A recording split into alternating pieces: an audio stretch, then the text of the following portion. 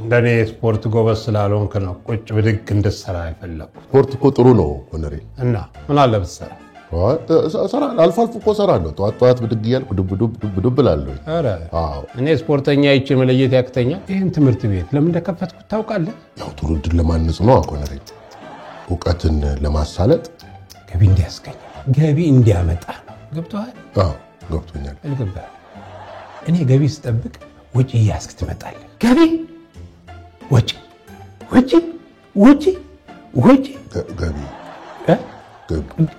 ገቢ ወጪ። አይ ትምህርት ቤቱ ይዘጋ የምትል ከሆነ ዝጉትና ቁልፉን አምጣ። እኔ ለመጋዘን አከራየዋለሁ።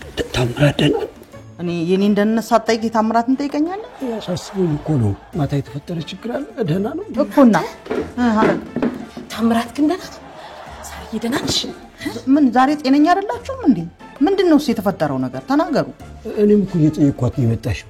እርግጠኛ ነሽ ቲቸር ሳራ? እሺ ምን ሆኗል ታምራት? ተናገሩ የምትናገሩትን ነገር።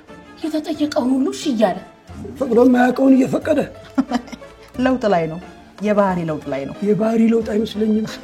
አደነቀኝ እኮ እኔን። ተው ትንሽ ቀን ነው ወደ ነበረበት ይመለሳል። በህግ አምላክ እኛ የምንፈልገው ረዳት ፕሮፌሰር ታምራት ይሄ ነው። በዚህ ሁኔታ አንድ ሳምንት ከቆየም ጥሩ ነው። ሰው ለምን ወደደው ብላ እኮ መቀናቱ እኮ ማ